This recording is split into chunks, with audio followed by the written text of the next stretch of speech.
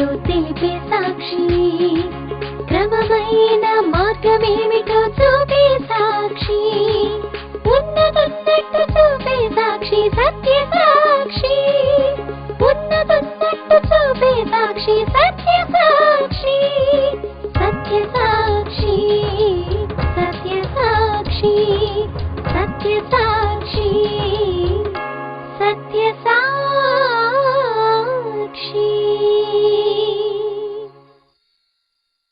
సత్యసాక్షి అను మా టీవీ కార్యక్రమమునకు ప్రేమపూర్వక ఆహ్వానము. ఈ కార్యక్రమంలో క్రైస్తవ సిద్ధాంతాలపై చర్చ మరియు వీక్షకుల ప్రశ్నలకు జవాబులు మీరు చూడగలరు. Satyasakshi.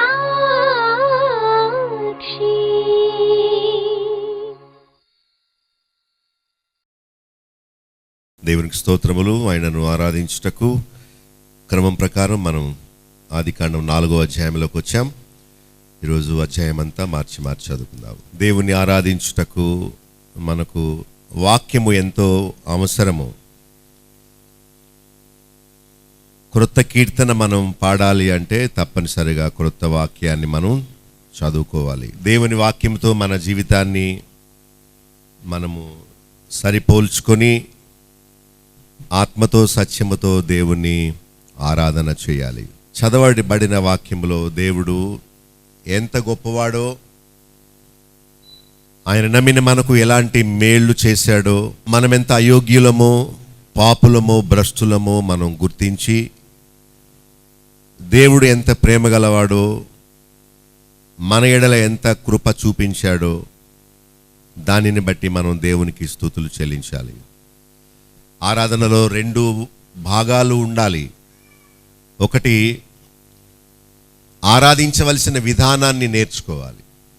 What is true worship, ఎలా చేస్తే దేవుడు అంగీకరిస్తాడు, భక్తుల అనుభవాలు ఏంటి, వాటిని మనం తెలుసుకోవాలి. ఆ తర్వాత ఆయన చేసిన మేళ్ళేంటో మనం చూడాలి.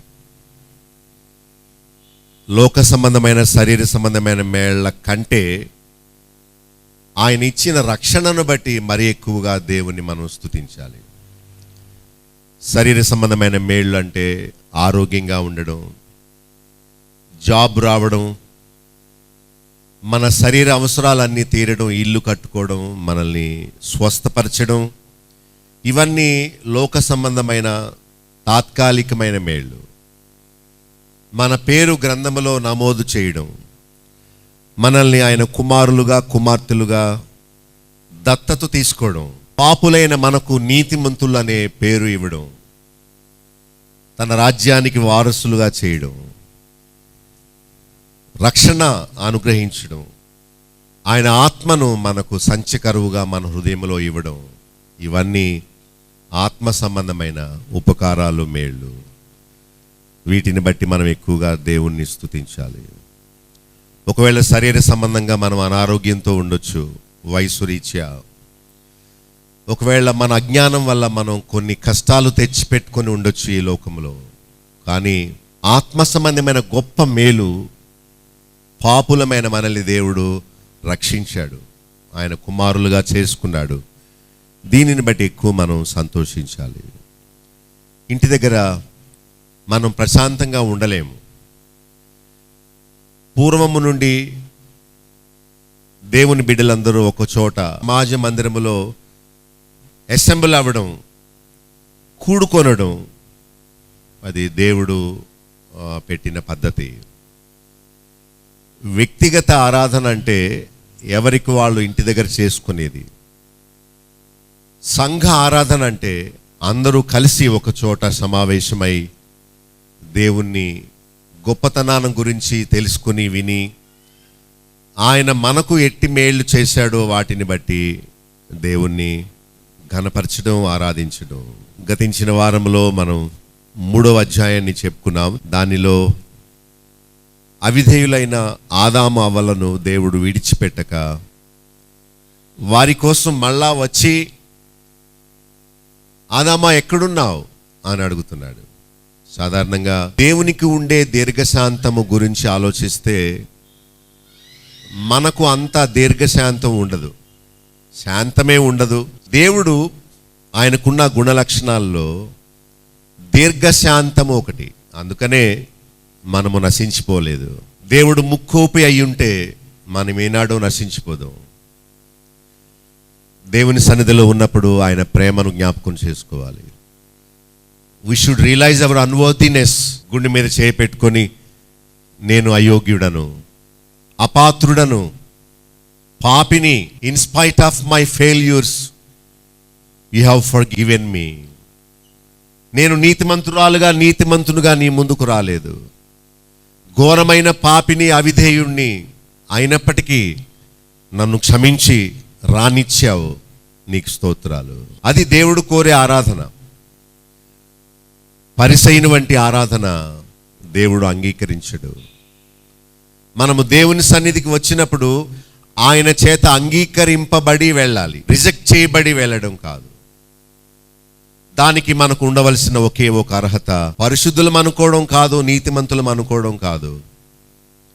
మనం పాపులమని ఒప్పుకొని నీతిమంతులుగా తీర్చబడి మనం బయటకు వెళ్ళాలి. ఎవరి గురించి ఆలోచించకూడదు, మన బ్యాక్గ్రౌండ్ ఆలోచించాలి. మనం ఎలాంటి వారమో, మన నేచర్ ఎలాంటిదో,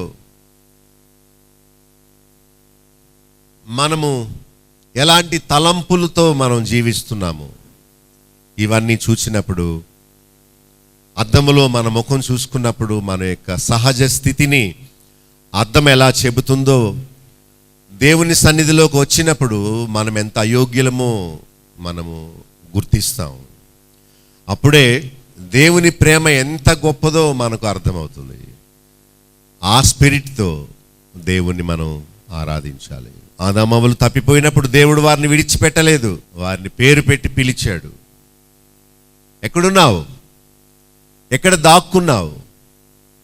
ఏమైంది నీకు? నేను వద్దన్న దాన్ని చేసావా?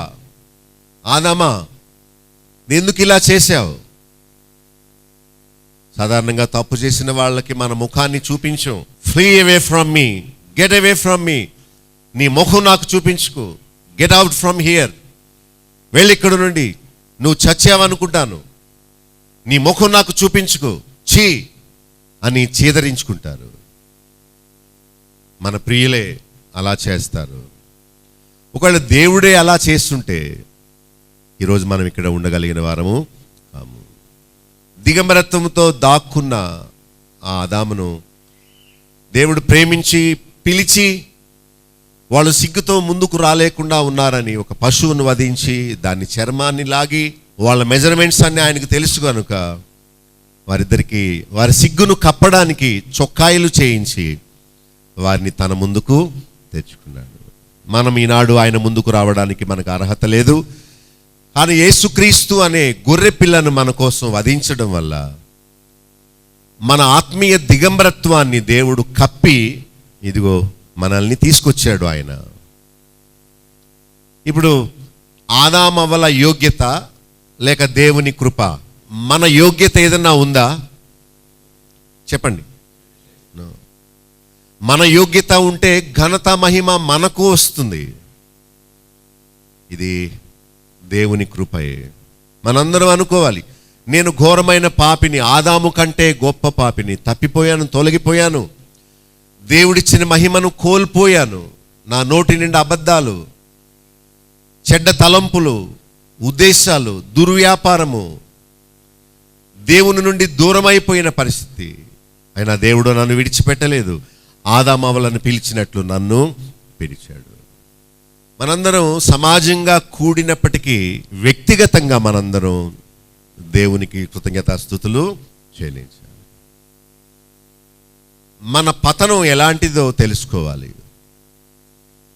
ఎలా దేవుని నుండి దూరం అయిపోయామో, ఎలా దేవుడు కరుణించి మనల్ని తిరిగి తీసుకొచ్చాడో దానిని బట్టి దేవునికి మనం స్తుతులు చెల్లించాలి. 3:12 నాతో ఉండుటకు నీవు నాకు ఇచ్చిన స్త్రీ, పురుషుడు, పిల్లలు, సంఘం, థ్యాంక్స్ ఫర్ ది కంపేనియన్, నాకిచ్చిన ఈ సహచరులను బట్టి నీకు స్తోత్రాలు.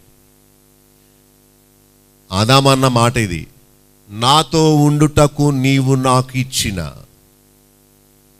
మన చుట్టూ ఉన్న మనుషులు దేవుడు మనకిచ్చిన మనుషులే. మనకివ్వబడిన మన దగ్గర ఉన్న వస్తువులు, ఆరోగ్యము, సంపద, బ్యాంక్ బ్యాలెన్స్, జీవముతో ఉన్న ఈ కళ్ళు నీవు నాకు ఇచ్చినవే. మనము తల్లి గర్భములో నుండి ఒంటరిగా వచ్చాము, దిగంబరిగా వచ్చాము.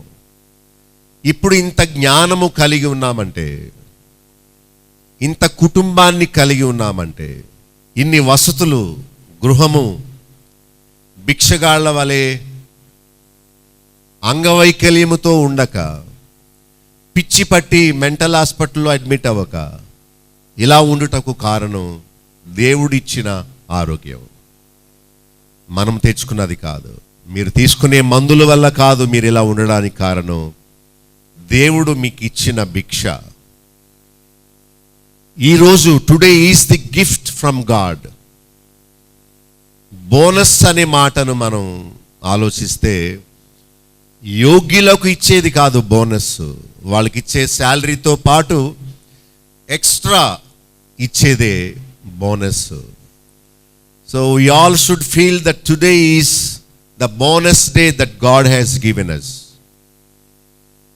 To such an unworthy person like me అని అనుకోవాలి. The more we humble ourselves, the more God will be lifted up. ఎంతగా మనల్ని మనం తగ్గించుకుంటామో అంతగా దేవుడు మన మధ్యలో మహింపరచబడతాడు. బ్రోకెన్ హార్ట్తో ఉండాలి, ప్రౌడ్గా ఉండకూడదు. విరిగి నలిగిన హృదయముతో ఉండాలి. నన్నా నీవు ప్రేమించావు, నాకా ఈ నూతన దినం ఇచ్చావు, నేను యోగ్యుడను కానే, నేను పాత్రుడను కానే. In spite of that weakness you made me alive today for your glory. నీ మహిమార్థమై నన్ను నిలిపినందుకు స్తోత్రాలు. నాకున్నవన్నీ నీవిచ్చినవే అని కృతజ్ఞత మనసుతో దేవుణ్ణి స్తుతించాలి. మనం 4వ అధ్యాయంలోకి వచ్చాము. దీనిలో మొదటి వచనంలో, ఆదాము తన భార్య అయిన హవ్వను కూడినప్పుడు ఆమె గర్భవతి అయి కయ్యూనును కని, యెహోవా దయ వలన నేను ఒక మనుషుని సంపాదించుకున్నాను. నేను మళ్ళా వచ్చింది ఇక్కడ ఏమని, దేవుని దయ వలన నేను సంపాదించుకున్నాను. ఆమె కుమారుని కని ఒక మనుషుని సంపాదించుకున్నానని చెప్పింది. ఒకవేళ మీరు కూడా ఒక మనుషుని సంపాదించుకున్నారా? ఒక వస్తువును సంపాదించుకున్నారా? ఒక విద్యను సంపాదించుకున్నారా?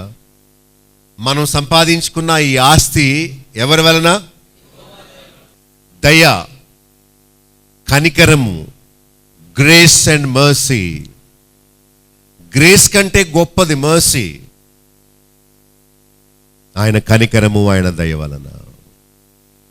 సో ఆదాము వాళ్ళకు వివాహం అయింది, బిడ్డలు పుట్టారు. ఇదంతా కూడా ఏంటి?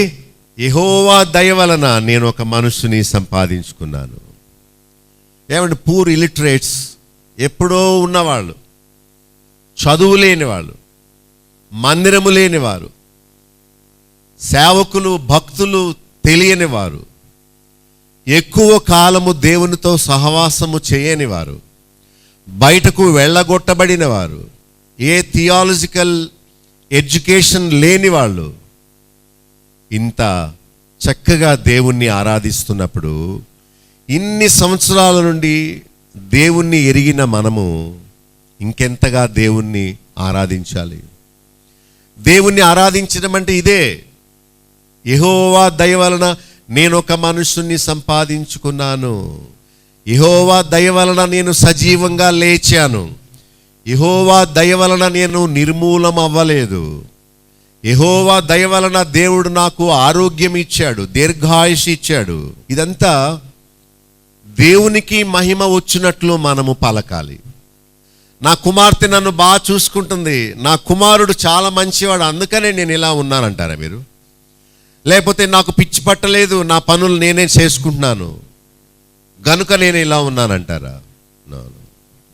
ఒక డ్రైవర్ అన్నాడు, నేను ఎంత ఎక్స్పీరియన్స్ తెలుసా, మంచినీళ్ళు త్రాగినట్టు ఇలా ఇలా నడుపుతాను బండి అనుకున్నాడు.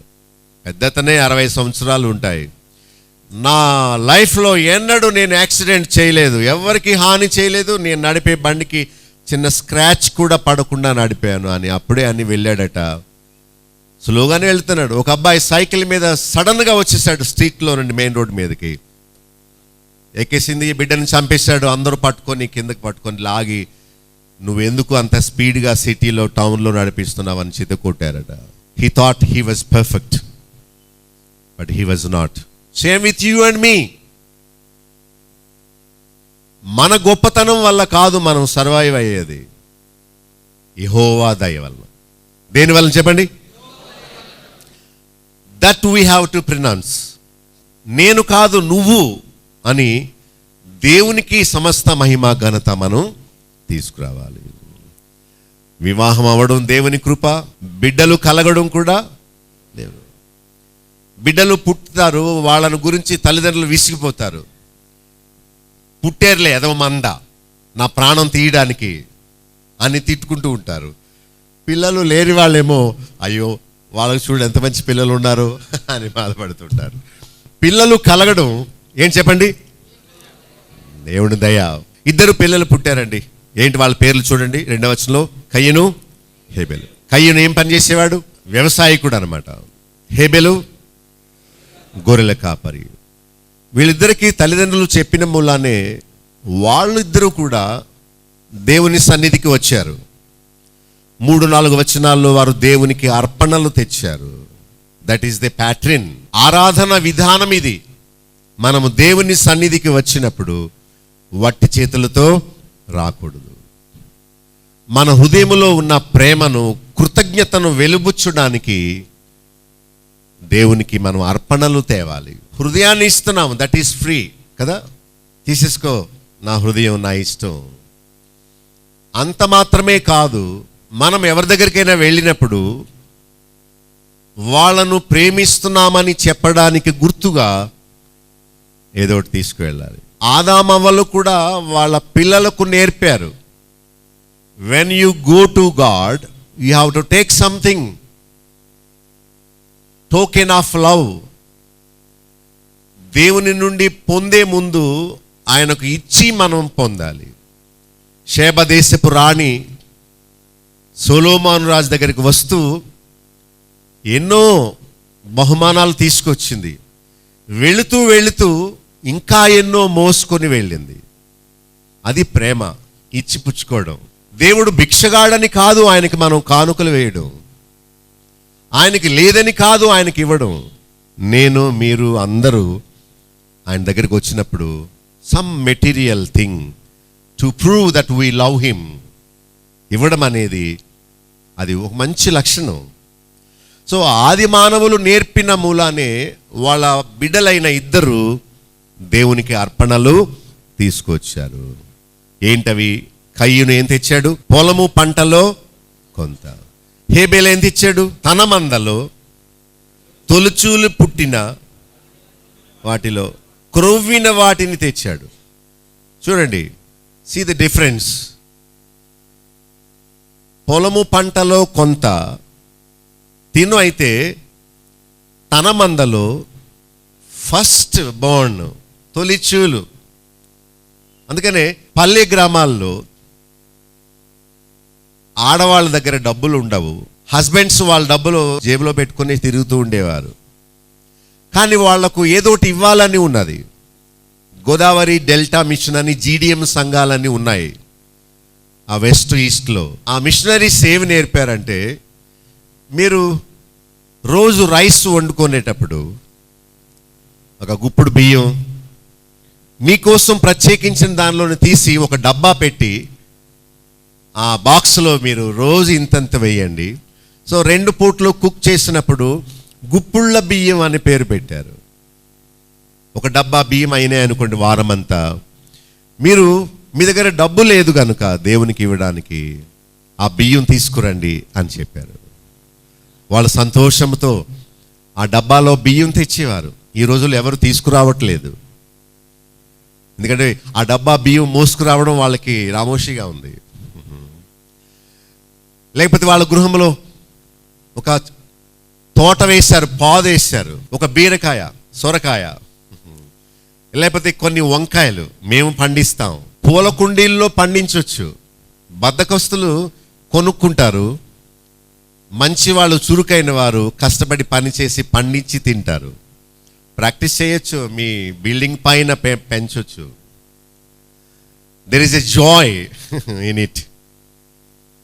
సో వాళ్ళు దేవుని సన్నిధికి వస్తూ వాళ్ళ దగ్గర డబ్బు లేదు కనుక ఏదో ఒక ఫలం, ఇదిగో దేవుడిచ్చాడు, మేము దీన్ని పెంచాం అని దేవునికి తిరిగి ఇస్తారు.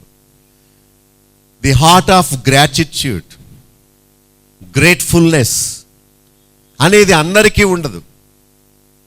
మనం ఎంతగా దేవుణ్ణి ప్రేమిస్తామో అంతగా మనం నిస్వార్థంగా ఉండి మన కోసం కాక దేవుని కార్యాల కోసం ఇస్తాం. వాళ్ళు అర్పణలు తెచ్చారు, తొలిచూలింది ఇచ్చాడు, వాటిలో క్రొవ్విన వాటిని. సో ఇది ప్రయారిటీ. ఉన్న వాటిలో బెస్ట్ దేవునికి ఇస్తున్నాడు. It is not how much you give, it is all with what attitude you are giving. ఎంత ఇచ్చావో, ఏమి ఇచ్చావు అనేది ముఖ్యం కాదు, ఎలాంటి హృదయముతో ఇచ్చావు అనేది ముఖ్యం. I'm giving to God, not to you pastor. మీకు కాదయ్యా ఇచ్చేది, దేవునికి ఇస్తున్నాను. 2 కాసుల గురించే ప్రభు ఎంత అభినందించాడో, ఎంత ఇచ్చిందో ముఖ్యం కాదు, ఆమె ఇవ్వగలిగింది ఆమె ఇచ్చేసింది. అర్పణ అంటే అదే. 5వ వచనంలో దేవుడు అంగీకరించు అర్పణయే మనం ఆయనకి ఇవ్వాలి. ఒక ఆయన్ని లక్ష్య పెట్టాడు, మరొకని లక్ష్య పెట్టలేదు. Being refused is a very sad thing. దేవుని చేత తృణీకరింపబడడం అనేది చాలా బాధాకరమైన విషయం. మీరు ఎవరికైనా ఏదైనా ఇస్తుంటే వాళ్ళు నో అని రెఫ్యూజ్ చేశారనుకో, ఎంత హర్టింగ్గా ఉంటుంది, అది బాధగా ఉంటుంది. ఎవరికైనా అమ్మా వందనాలు అని చెప్పగానే నోర్మై అని ముఖం తిప్పుకున్నారనుకోండి, అది ఎంత బాధ ఉంటుంది. సో భూమి పంట ఇవ్వడం తప్ప? No, that's not wrong. గొర్రె పిల్లని ఇవ్వడం గొప్ప? నువ్వు ఏమిచ్చావో అనే ఉద్దేశాన్ని ఆలోచిస్తే అది రాంగ్ కాదు, రైట్ కాదు. ముఖ్యం ఏ ఉద్దేశంతో ఇచ్చావు. ఈ కయ్యూని యొక్క ఉద్దేశం అంతా ఎలా ఉందంటే, నా తమ్ముడు వెళ్ళాడు, నేను వెళ్ళకపోతే దోషిని అవుతానేమో. చూసారా, ఏమి ఇస్తున్నావో, ఎలా ఇస్తున్నావో, ఎవరిస్తున్నారో ఇవన్నీ మనిషి చూస్తాడు. కానీ ఎలాంటి పరిస్థితుల్లో ఇస్తున్నావో, ఏ ఉద్దేశముతో ఇస్తున్నావో, ఎందుకు ఇస్తున్నావో, ఇవన్నీ దేవుడు ఒక్కడే చూచేవాడు.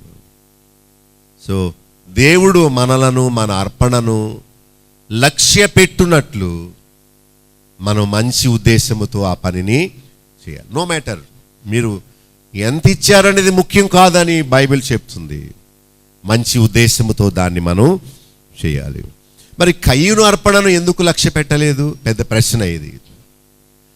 ఆదామవ్వలు వాళ్ళ పిల్లలకు హెచ్చరిక చేసిన మూలానే వాళ్ళు వచ్చారు, లేకపోతే వాళ్ళు రారు. విగ్రహాన్ని పూజించే కుటుంబంలో ఎవరైనా పిల్లలు పుడితే వాళ్ళు పిల్లలకు, ఇదిగో ఈ బొమ్మ మన ఇలవేల్పు దేవత, నీవు దానికి కొబ్బరికాయ కొట్టు, నీవు దానికి సాష్టాంగపడు, కళ్ళు మూసుకొని చెంపలేసుకో, గుడి చుట్టూరు ప్రదక్షిణం చేయి అని నేర్పిన మూలానే వాళ్ళ పిల్లలు అదే పని చేస్తున్నారు. క్రైస్తవ కుటుంబములు అయితే మనం దేవుణ్ణి నమ్ముకున్నాం, విగ్రహానికి నమస్కరించకూడదు, ఇదిగో బైబిల్ పట్టుకో, ఇదిగో కానుక తీసుకువెళ్ళు, అల్లరి చేయకుండా చక్కగా కూర్చో, పాస్టర్ గారు చెప్పిన వాక్యం విను, కానుకల సమయంలో దేవునికి కానుక అర్పించు, నీకు ఇచ్చిన డబ్బు నీవు వాడుకోవద్దు, కానుక పెట్టిలో వేయి, జాగ్రత్త సుమి, చాలా డిసిప్లిన్గా కూర్చోవాలి, నేను వెనక నుండి చూస్తుంటాను, ముఖం తిప్పకూడదు. ఇవన్నీ పిల్లలకు తల్లిదండ్రులు నేర్పిన మూలానే వాళ్ళు అలా చేస్తారు.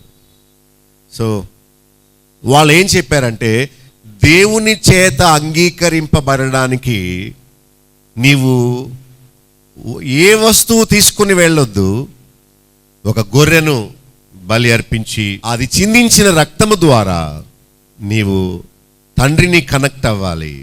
అంటే పంపబోయే యేసుక్రీస్తును సూచిస్తూ అక్కడ గొర్రె పిల్ల వధింపబడింది. దేవుని ఏర్పాటు ప్రారంభంలో చిన్నగా ఉన్న వచ్చే కొద్ది పెద్దగా విశదీకరింపబడింది. సో ఆనాడు హేబేలు అర్పించిన గొర్రె ఈనాడు మన కొరకు మరణించిన యేసుక్రీస్తు. అందుకనే ఇదిగో లోక పాపములు మోసుకొని పోవు దేవుని గొర్రె పిల్ల అని చెప్పారు. సో మనం తండ్రిని కలుసుకొనుటకు యేసుక్రీస్తు బలి అర్పణ ద్వారానే మనం ఆయన దగ్గరికి రావాలి. ఇంకా వేరే మార్గం ఏమీ లేదు. యేసుక్రీస్తును నీవు కూడా తీసుకొని రాకపోతే దేవుడు నిన్ను నన్ను అంగీకరించడు. నీవు బంగారం ఇయ్యి, భూమి పంట ఇయ్యి, నీ ఆస్తి అంతా ఇచ్చేసే, దేవుడు అన్నాడు గెట్ లాస్ట్ అంటాడు. పో ఇక్కడ నుండి, I will not accept you, rather I will reject your offering. నిన్ను నీ అర్పణను త్రోసివేస్తాను. ఎందుకంటే నేను అడిగినది నాకు ఇవ్వలేదు. యేసుక్రీస్తును మీకు మధ్యవర్తిగా పెట్టాను. ఒక నేరస్తుడు డైరెక్ట్గా జడ్జితో ఎలా మాట్లాడలేడో, విన్నవించుకోలేడు. మనందరము పాపులము గనక మనకు ఇవ్వబడిన మధ్యవర్తి అయిన యేసుక్రీస్తు ద్వారానే మనము తండ్రిని కలుసుకోవడానికి ప్రయత్నించాలి.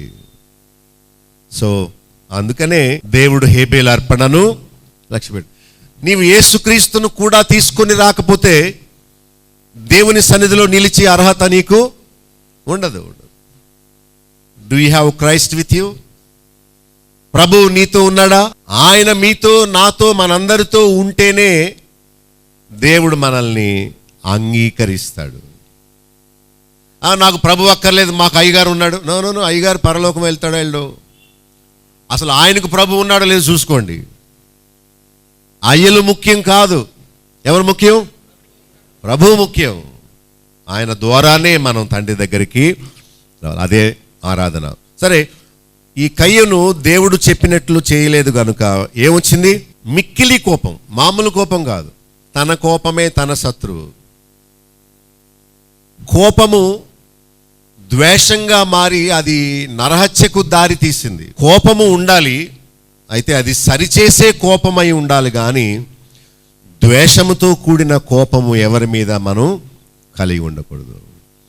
ఆయన సన్నిధికి వచ్చినప్పుడు ముందుగానే మనం సమాధాన పడిన తర్వాత ఆయనకు స్తుతులు అర్పించడానికి మనం రావాలి.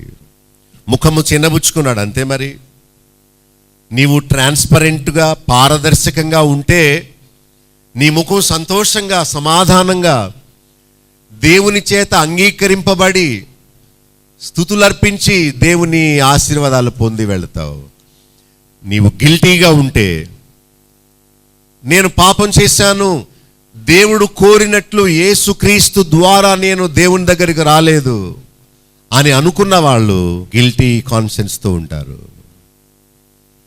నీ హృదయం నిర్మలంగా ఉండాలి. నీ లోపల వేరు వేరు తలంపులు ఏవి ఉండకూడదు.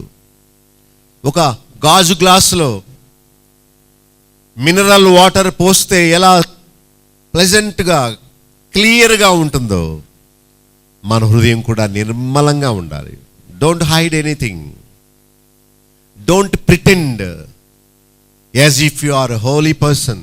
దేవుని దగ్గర ముందు ఒప్పుకో, forgive me Lord, I'm a sinner అనుకో, యూ విల్ బి క్లెన్స్డ్. ఒప్పుకొని విడిచిపెట్టేవాడు కనికరం పొందుతాడా, దాచుకునేవాడా? సో నిర్మలమైన హృదయం మనకు ఉండునట్లు మనందరం కడగబడాలి. నేను పాపినే, కానీ కడగబడిన పాపిని, దేవునితో సమాధానం పొంది ఆ మీదట దేవుణ్ణి స్తుతించడానికి నేను వచ్చాను. 7వ వచనంలో సత్క్రియ చేయలేదు గనుకనే పాపము పొంచి ఉంది. పొంచి ఉన్న పాపమునకు వాంఛ కలిగింది. ఈ అక్షరాలు ఇవన్నీ చాలా ఎక్కువసేపు మనం డిస్కస్ చేయవలసిన ఏరియా ఇది. పాపము పొంచి ఉండడం ఏంటి? పాపమునకు వాంఛ కలగడం ఏంటి? అంటే పాపము చేయుటకు డిజైర్ వచ్చేసింది. నీలో ఉన్న క్రోధము, కోపము పగ, ద్వేషము పరిపక్వమై నరహత్యకు దారితీస్తుంది. పాపం ఎప్పుడు సడన్గా హిట్ అవ్వదు, స్లోగా స్టార్ట్ అవుతుంది. అది విడిపించబడలేని భయంకరమైన ఊబిలోనికి తీసుకుని వెళ్ళిపోతుంది. జిగటగల దొంగ ఊబి. అందుకనే 8వ వచనంలో తమ్మునితో మాట్లాడి మీద పడి ఏం చేశాడు? చంపేశాడు. సో అలాంటి భ్రష్టత్వంలోనికి మనం రాకుండా మనం మెలకు తెచ్చుకోవాలి. 9వ వచనంలో దేవుడు అడుగుతున్నాడు, కయ్యను, హేబేలు ఎక్కడ ఉన్నాడు? నీవు చేసిన పని ఏంటి? What have you done? Where have you been? Cain, ఏంటి నువ్వు చేస్తున్న పని? నువ్వు తప్పు చేసి నీ తమ్ముణ్ణి ఎందుకు చంపావు? నువ్వు సత్క్రియ చేయలేదు, నీకు సిగ్గు, నీ నేరాన్ని ఇతరుల మీద ఎందుకు మోపుతున్నావు? You know what you are doing. ఏం చేస్తున్నావో నీకు తెలుసా? ఏంటి ఇంత ఘోరమా? ఏ నేరము చేయని ఆ దీనున్నా నీవు చంపేది? నా చేత అంగీకరింపబడిన ఆ చిన్న బిడ్డనా నీవు చంపేది? ఇంత ఈర్ష్య, ఇంత ద్వేషమా నా సన్నిధిలో అని దేవుడు అడుగుతున్నాడు. దేవుడు మనల్ని లెక్క అడుగుతాడు. నాకు ఇచ్చిన డబ్బు ఏం చేశావు? నేను నీకు ఇచ్చిన సమయాన్ని ఎలా ఉపయోగించావు? నేను నీకు నా రక్తముతో కడిగిన దేహాన్ని ఇచ్చాను, దాన్ని ఎందుకు నీవు బురద చేసుకున్నావు? ఎక్కడున్నావు? ఏం చేస్తున్నావు? ఎలా గడిపావు నీ సమయాన్ని, నీకు ఇవ్వబడిన డబ్బును? How did you spend? So God will question. You and me have to give account to God. లెక్క ఒప్ప చెప్పవలసిన వారమై బాధ్యతలు ఇవ్వబడ్డాయి మనకు. No way to escape. తప్పించుకోలేము. 10వ వచనంలో హేబేలు రక్తము యొక్క స్వరము మొరపెడుతుంది. So blood has life and it talks. దేవుడు శపించాడు. 11వ వచనంలో ఈ నేల మీద నీవు ఉండవు, నీవు శపింపబడిన వాడువు. కయ్యను శపించబడడానికి కారణము దేవుడు కాదు, సాతాను కాదు. ఎవరు? తనే. సో పాప భారపు మూట మనమే మోసుకుంటాం, ఎవరు కాదు. మన పతనాలకు కారణము కూడా మనమే, దేవుడు కాడు. 12వ వచనంలో నీవు నేలను సేద్యపరిచినప్పుడు అది నీకు సారం ఇయ్యదు, నీవు దిగులు పడుచు దేశ దిమ్మరివై ఉంటావు. కష్టపడతావు, చెమట కారుస్తావు, దిగులు పడతావు. You will wander around the world. దేశ దిమ్మరివైపోతావు. చిన్ని పాపము నరహత్యకు దారి తీసింది. ఆ పాపం వలన శిక్ష తాను కోసుకుంటున్నాడు. ఏమి విత్తుదుమో ఆ పంటనే కోసుకుంటావు. చేసింది చిన్న పాపమే, దాని కాన్సిక్వెన్సెస్ లైఫ్ లాంగ్ అనుభవించాలి. లైఫ్ లాంగ్ దేవుని ద్వారా ఛేదరింపబడి అవమానముతో, శిక్షతో ఆయన సన్నిధిలోంచి బయటకు వెళ్ళగొట్టబడడం ఎంత ఘోరం. మనం అనుకుంటాం ఈ చిన్ని దొంగతనమే కదా, ఈ చిన్ని పరిచయమే కదా, ఈ చిన్న అబద్ధమే కదా. విత్తనం చిన్నగానే ఉంటుంది, అది లోపల పడినప్పుడు పెద్ద వృక్షం అయిపోతుంది. It will grow, it will have consequences. Surely తప్పక దానివల్ల వచ్చే ఫలితం ఉంటుంది. నీవు దిగులు పడుచు దేశ దిమ్మరివై ఉంటావు. అప్పుడు 9వ వచనంలో 13వ వచనంలో పాపపు ఒప్పుకోలు చేస్తున్నాడు. నా దోష శిక్ష నేను భరించలేనంత గొప్పది, నీ సన్నిధికి రాకుండా వెలివేయబడి దిగులు పడుచు ఉంటాను అని చెప్తున్నాడు. ముందేమో why are you asking me about my brother? నేను నా తమ్మునికి కావాలి వాడినా? సెక్యూరిటీ గార్డ్ అనుకున్నావా? నా తమ్ముడు గురించి నన్ను అడుగుతున్నావు? Don't say lies. నీవు చిందించిన రక్తము నాకు మొరపెట్టిందయ్యా. Don't try to escape, confess it before me. ఒప్పుకో, నీవు చచ్చిపోకుండా బ్రతుకుతావు, నీ శిక్ష తగ్గించబడుతుంది. What is there in this అనుకోకునో, it is very very wrong. కోపం రావడం, ద్వేషం రావడం, చంపేసేయడం, ఏంటి ఇలా చేసేవంటే ఐ డోంట్ నో అని అనడం, దేవుని ముందు మనం ఇలా ఉండకూడదు. మనుషుల ముందు దాచొచ్చేమో కానీ దేవుని ముందు ఎప్పుడు never say lies to him. He knows the factors. He knows the factors. Don't try to pretend or act before God. Never never never never. ఎప్పుడు ఆయనకు తెలియదులే నేను ఏమనుకుంటున్నానో అనుకోకు. You are deceiving yourself. నిన్ను నీవు మోసపుచ్చుకుంటున్నావు అలా అనుకోవడం. ఈ డ్రగ్స్ కేసులో గొప్ప గొప్ప వాళ్ళందరినీ అరెస్ట్ చేశారు.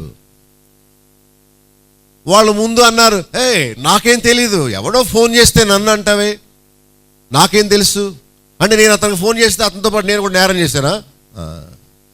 నేను ఊరకే పిలవలేదయా, ఎవిడెన్స్ ప్రొడ్యూస్ చేయండి అనగానే వాడు మాట్లాడిన మాటలన్నీ టేపులో వినిపిస్తున్నాయి. చేసిన పనులన్నీ, ఇతరులు అతని గురించి ఇచ్చిన సాక్ష్యం అంతా వినినప్పుడు చెప్పేశాడా, ఐఎమ్ కాట్, నేను పట్టబడ్డాను. ముందేమో నాకేం తెలియనట్టు, I don't no, you cannot blame me, నన్ను ఎందుకు అడుగుతున్నారు? నో, మేము ఊరికే పిలవో. నేను బ్లేమ్ ఉంది నీ మీద. నిప్పు ఉన్నది కనుక పొగ వస్తుంది, నిప్పు లేకపోతే పొగ రాదు. There is something wrong in you. Come on, tell the truth. నిజం చెప్పు, నిజం చెప్పు. అప్పుడు వాడు సాయంత్రం అంతా ఒప్పేసుకున్నాడు. ఎస్, ఇట్ ఈస్ ట్రూ, నేను నా తమ్ముడిని చంపాను, తమ్ముడిని చంపింది నేనే, సత్క్రియ చేయలేదు నేను, నిజమే అని లాస్ట్కి ఒప్పుకొని వెళ్ళాడు. చూడండి ఏమన్నాడు 13లో, నా దోష శిక్ష నేను భరింపలేనంత గొప్పది. ఏమండి, బరువులు మోస్తాం, 50 కేజీలు బరువు మీద పెట్టినా మనం మోయగలం. కానీ దోష శిక్షను మోసుకుంటూ ఎంతకాలం మనం జీవిస్తాం. ఒకతను లేట్గా ఇంటికి వచ్చాడు. భార్య అడిగింది, ఎక్కడికి వెళ్ళావు చెప్పు. నేను ఎక్స్ట్రా డ్యూటీ చేస్తున్నాను, మనకు డబ్బు కావాలి కదా అని. సరే, నమ్మనా? Can I believe your word? నేను అబద్ధాలు ఆడుతున్నాను అనుకున్నావా? ఓకే నమ్ముతున్నాను అని అతని కళ్ళల్లోకి చూస్తుందట ఇలాగా, నువ్వు చెప్పింది అబద్ధం కదా అని. అతను కొంచెం దొంగ చూపులు చూస్తున్నాడు, భయపడుతున్నాడు, నిద్రపోవట్లేదు, ఇటు అటు తిరుగుతున్నాడు. నాకు ఆకలి లేదు, నేను భోంచేయను అంటున్నాడు. ఆమెతో డైరెక్ట్గా మాట్లాడలేకపోతున్నాడు, కళ్ళల్లోకి చూడలేకపోతున్నాడు. గిల్టీనెస్, తప్పు చేశాను, నా భార్యకు ద్రోహం చేశాను, నా భార్యను విడిచిపెట్టి వేరే ఆమెతో సంబంధంగా ఉన్నాను, తప్పిది అని ముఖం చూపించలేక దాక్కుని ఇంట్లోంచి బయటికి వెళ్ళిపోయి ఎంత బరువు మూట మోస్తున్నాడు. కయ్యూను అన్నాడు, నా దోష శిక్ష అన్బేరబుల్, ఇది మోయలేనంత గొప్పది. అందులో అబద్ధం చెప్పాడేమో, అసలు ముఖం చూపించలేకపోతున్నాడు. అది నిజమైపోయింది, ప్రూవ్ అయిపోయింది. Bad situation. ఒక వ్యక్తి దొరికిపోయినప్పుడు అతని ముఖం ఎంత సిగ్గుగా ఉంటుందో. దొరికిపోవుట, caught in an offence, caught red handed, నీ సన్నిధికి రాకుండా వెలివేయబడి దిగులు పడుచున్న. పాపం చేసిన వాళ్ళ సన్నిధికి రాలేరు. గుండె చాలా బరువు ఉంటుంది, మోయలేనంత బరువు. ఇంత మూట పెట్టుకొని how can you come to the presence of the lord and worship him? You can't. ఇంత పాపపు బరువు మూటతో నీవు ఆరాధన చేయలేవు, స్తుతించలేవు, పాటలు పాడలేవు. నీ ఆత్మ చెప్తాడు, నీ దోష శిక్ష నీవు భరించలేనంత గొప్పది. దేవుడు ఎప్పుడు క్షమాపణ ఇస్తాడంటే, నో మోర్, ఐ ప్రామిస్, ఇంకెప్పుడు చెయ్యను, ట్రస్ట్ మీ, నన్ను నమ్ము, నో మోర్, ఇంకెప్పుడు చెయ్యను అని. పాపాన్ని విడిచిపెట్టే పశ్చాత్తాపం నీలో ఉంటేనే యూ విల్ బి ఫర్గివెన్, నీకు క్షమాపణ కలుగుతుంది. అసలు క్షమాపణ ఎట్టి పరిస్థితుల్లో నీవు అడుగుతున్నావో దేవునికి తెలుసు కనుక క్షమాపణ ఉండాలో లేదో దేవుడు నిర్ణయిస్తాడు. చూశారా? నీవు బరువైన గుండెతో మందిరానికి రావద్దు. పాప భారము ఎక్కడికి వెళ్ళాలి నీవు మోసుకుంటూనే వెళ్ళాలి. అదేమైనా హ్యాండ్ బ్యాగ్, బ్యాక్ ప్యాక్ అయితే పక్కన పడేయచ్చు. అమ్మా నేను ఇక మోయలేనని సంకెళ్లతో నీ హృదయాన్ని బంధించింది ఆ పాపపు మూట బరువు. సో దేవుణ్ణి ఆరాధించేటప్పుడు ఈ బరువులన్నీ కలిగి Lord praise you, worship you అంటే ఆయన హే గెట్ లాస్ట్ అంటాడు దేవుడు. ముందు ఆ బరువు దించుకో. నీవు భరింపలేనంత గొప్ప మూటగా బరువుగా ఉన్నది, దాన్ని తొలగించుకో. సో ఆయన అన్నాడు, అది పోయే వరకు నేను సన్నిధికి రాలేను. వెలివేయబడ్డాను, తృణీకరింపబడ్డాను, దిగులు పడుతున్నాను. దేశ దిమ్మర అయిపోయాడు. 14లో 15వ వచనంలో పాపాన్ని ఒప్పుకున్నందుకు దేవుడు కృప చూపించాడు, అంటే శిక్షను తగ్గించాడు. See is very compassionate. ఆయన దయగల దేవుడు గనుక ఎలాంటి కృప చూపాడు?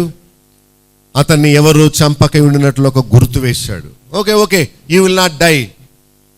నీవు చచ్చిపోవు కానీ నీ పనిష్మెంట్ తగ్గిస్తున్నాను. సరే, కన్ఫెషన్లో ఎంత గ్రేస్ ఉందో. Did you get the point? ముందేమో చాలా నంగనాచిగా నాకేం తెలుసు అని అన్నాడు. ఎవిడెన్స్ ప్రూవ్ చేయగానే సారీ నేనే చేశాను, నన్ను క్షమించువా, I have sinned, I am the one who kill my brother, please forgive. అప్పుడు దేవుడు కరుణించి ఏమంటున్నాడు? నిన్నెవరు చంపర్లే, నిన్నెవరు చంపకుండా నేను ఒక స్టాంప్ వేస్తున్నా, ఒక గుర్తు వేస్తున్నాను, ఒక కంచె వేస్తున్నాను. ఎందుకంటే నీవు ఒప్పుకున్నావు కనుక. దేవుడు ముద్ర వేసినప్పుడు ఎవరినైనా చంపగలరా? చంపలేదు. ఆదాము ఏమో ఏదైనా తోటలోంచి వెళ్ళగొట్టబడ్డాడు, కయ్యూను దేవుని సన్నిధిలో నుండి. So I don't want you to that person. దేవుని సన్నిధికి వచ్చిన మీరు దేవుని చేత రిజెక్ట్ చేయబడడం ఆయనకు నాకు ఇష్టం లేదు. Go with peace. అమ్మా సమాధానము గలదానివై వెళ్ళు.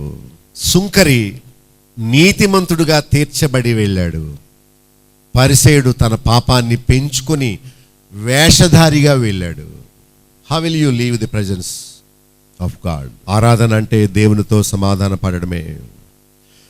ఇక వేరే పోర్షన్ అది 16వ వచనము నుండి మొట్టమొదటి వచనములో యెహోవా దయ వలన నేను ఒక మనుషుని సంభవం. సో ఆమె నేనొక మనుషుని అన్నది మీరు వేరే విషయాన్ని పెట్టండి.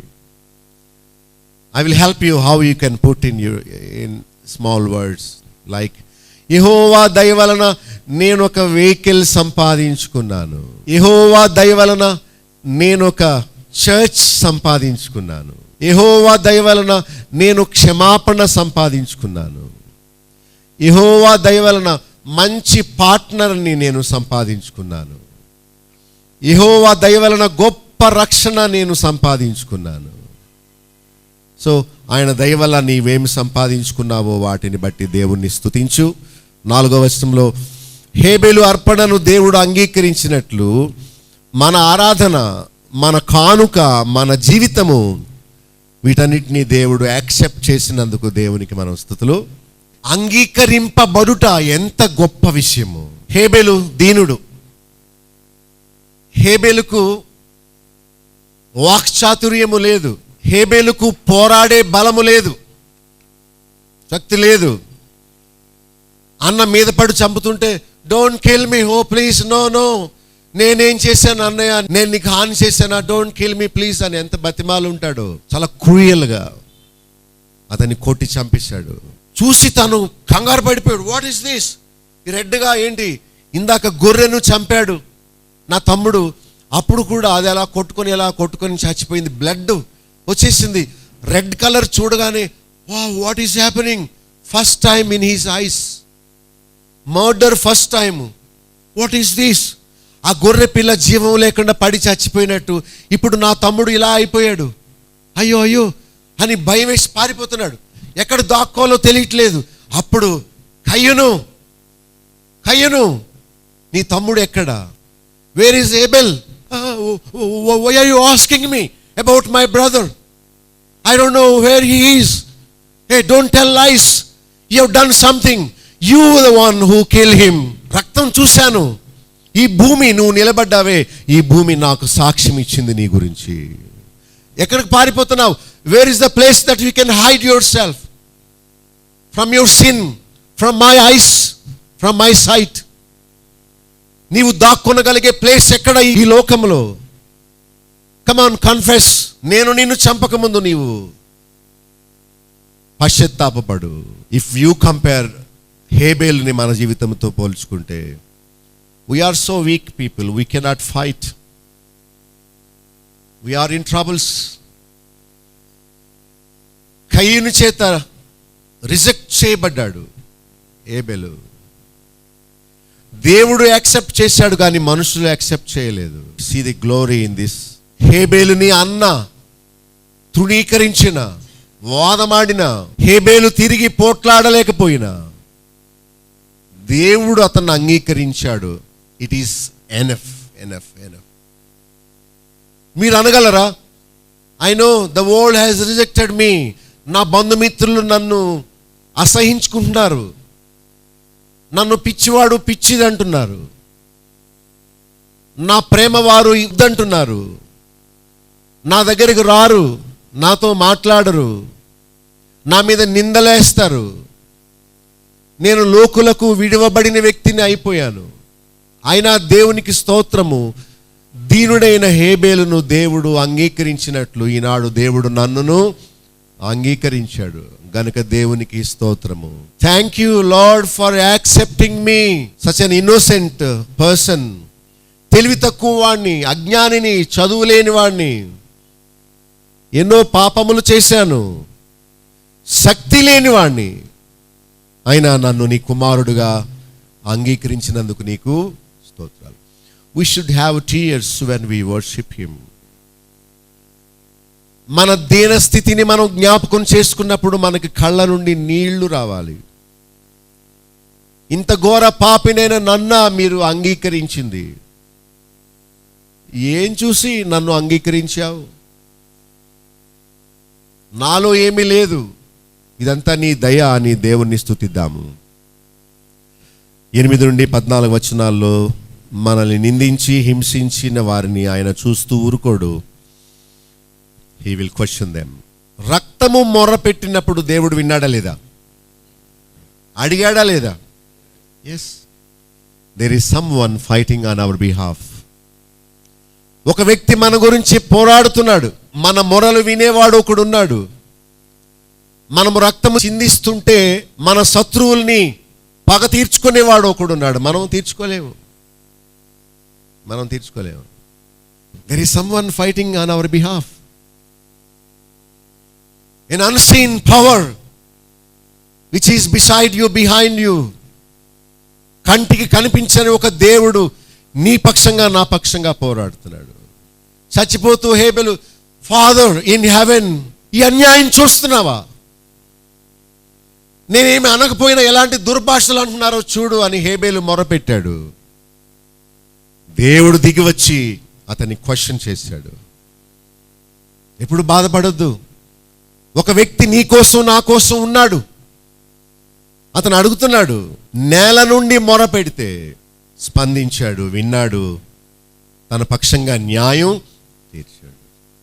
మనము కొట్టే దెబ్బ చిన్నది, దేవుడు కొట్టే దెబ్బ మళ్ళా లేవకుండా కొడతాడు. కొట్టాడు కూడా. శత్రువును, సాతానును, మనకు హాని చేసిన వారిని దేవుడు సిగ్గుపరిచాడు. ఇది దేవుడు చేసిన గొప్ప మేలు. 25వ వచనంలో దేవుడు నష్టపరిహారం ఇచ్చాడు ఆమెకు. ఒకటి పోగొట్టుకుంటే మరొక వ్యక్తిని ఆమెకు అనుగ్రహించాడు. నీ బిడ్డను నీవు పోగొట్టుకున్నావేమో, దేవుడు మరొక బిడ్డను, ఆత్మీయమైన బిడ్డను ఇచ్చాడు. ఒకవేళ నీవు ధనాన్ని పోగొట్టుకున్నావేమో, దేవుడు మరొక బహుమానాన్ని నీకు ఇచ్చాడు. God will compensate. దేవుడు తప్పక నష్టపరిహారాన్ని ఇస్తాడు. ఇచ్చాడు. నా నిమిత్తము నీవు తల్లిని తండ్రిని పోగొట్టుకుంటే ఇహమందు 100 తల్లులను ఇస్తాను. ఇచ్చాడు. నా నిమిత్తము నీ సొంత వారు నిన్ను ద్వేషిస్తే ఇదిగో 100 రెట్లు బహుమానాన్ని నేను నీకు ఇచ్చాడు దేవుడు. కనుక ఈ మేలు జ్ఞాపకం చేసుకోండి. ఆయన దయ వల్ల మనం కొన్ని సంపాదించుకున్నాం. రెండవది, దేవుడు దీనులైన మన అర్పణను అంగీకరించాడు. ఈ బురద చేసుకున్న లైఫ్ని దేవుడు అంగీకరించాడు. మనందరం పాపులమే, అయోగ్యులమే. మరి మన పక్షంగా ఆయన పోరాడి మనకు న్యాయం తీర్చాడు. తర్వాత మనం పోగొట్టుకున్న దాన్ని తిరిగి మనకు మరొక విధానంగా ఇచ్చాడు. God will replace. He did. నేను ఎన్నో కోల్పోయాను, వాటి స్థానంలో ఇంకా విలువైన ఎన్నో దేవుడు నాకు ఇచ్చాడు. దేవుడు ఇచ్చాడు. హవ్వ అంటుంది, ఆదాము మరలా తన భార్యను కూడినప్పుడు ఆమె కుమారుని కని, కయీను చంపిన హేబేలునకు ప్రతిగా దేవుడు నాకు మరి యొక్క సంతానమును నియమించనని అతనికి షేతు అనే పేరు. నాతో చెప్పండి, ప్రతిగా దేవుడు నాకు మరి ఒకటి నియమించెను. My heart rejoice when I remember about my life, what is that I all has lost, God has replaced. అసలు ఆ దినాల్లో ఉన్న ఆమె ఎంత మంచి మాటలు పలుకుతూ దేవుణ్ణి స్తుతిస్తుందో. ఒకటి పోగొట్టుకున్నాను, దేవుడు నాకు మరి ఒకటి. సాధారణంగా పెద్ద కుమారుడు అంటే తండ్రికి ప్రేమ, చిన్న కుమారుడు అంటే తల్లికి ప్రేమ. మరి ఎందుకు అని అడగండి. దేవుడు అలాంటి మెకానిజంతో మనల్ని సృష్టించాడు. ఇప్పటికీ అది కంటిన్యూ అవుతుంది. సో చిన్న కుమారుని పోగొట్టుకున్నది. పెద్దవాళ్ళందరినీ పెళ్లి చేసి పంపేస్తారు, ఆఖరి బిడ్డను ఉంచుకుంటారు. బాబు నీవు మా దగ్గర ఉండు, మా బాగోగుల్ని చూసుకోవాలి. సో అలాంటి భక్తి గల బిడ్డ హేబెలు దీనుడు, మంచివాడు, తల్లిదండ్రులు చెప్పినట్లు చేసేవాడు. గొర్రె పిల్ల ద్వారా తండ్రిని చేరాలంటే అలాగే మమ్మీ అనుకుని గొర్రె పిల్లనే తీసుకువెళ్ళాడు. కయ్యూను అంటాడు, నేను ఇస్తున్నాను, దేవుడు పుచ్చుకుంటున్నాడు, ఏది ఇస్తా తీసుకోవాల్సిందే అంటున్నాడు.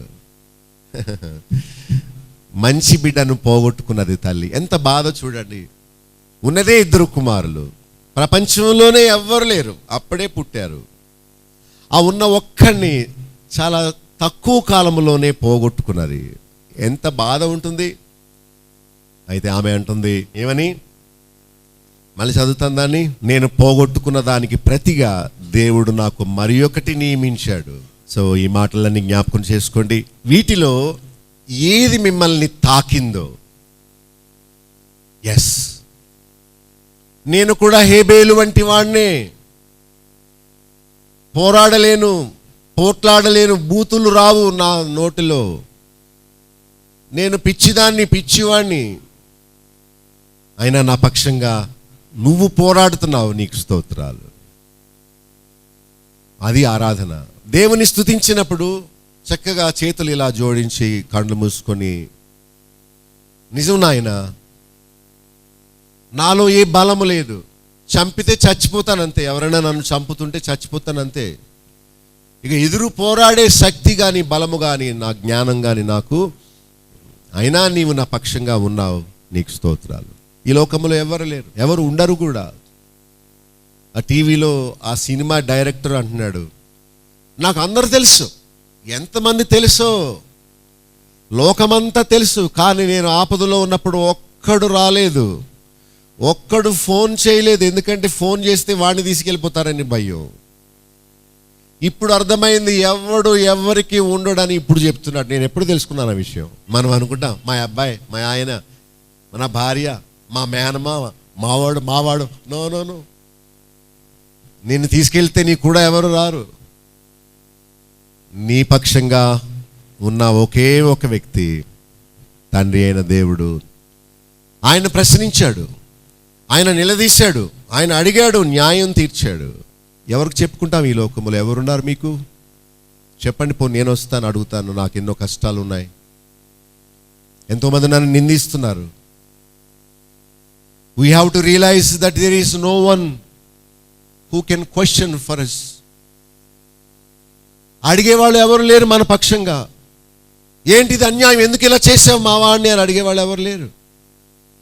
దేవుడు పోరాడుతున్నాడు, మన పక్షంగా ఉన్నాడు ఆయన. సో ఈ విషయాలన్నీ ఆలోచించినప్పుడు దేవుణ్ణి మనం స్తుతించకుండా ఎలా ఉండగలం, ఆరాధించకుండా ఎలా ఉండగలం? ఎస్ ఎస్, అవును అవును, నీ దయవల్లే నేను ఇవన్నీ కలిగి ఉన్నాను. రెండవది, నన్ను నీవు లక్ష్య పెట్టావు. నా గొప్పతనం కాదు, నన్ను చూచి నన్ను కరుణించి నా పక్షంగా ఉండి న్యాయం తీరుస్తున్నావు. నేను పోగొట్టుకున్నది ఒకటైతే దానికి రెట్టింపు నాకు నీవు దయచేసావు అని అందరం దేవునికి స్తుతులు. మా చిరునామా బాబులో గండి, chairman, Bethel assembly, Nallajerla. Pin code 534112, పశ్చిమ గోదావరి జిల్లా, ఆంధ్రప్రదేశ్. మా ఫోన్ నంబర్స్ 088118277333. మా సెల్ నెంబర్ 9440111250. మరొక సెల్ నెంబర్ 9000000803. మా ఈమెయిల్ ఐడి satyasakshitv@gmail.com. మా వెబ్సైట్ www.bethelassembly.net.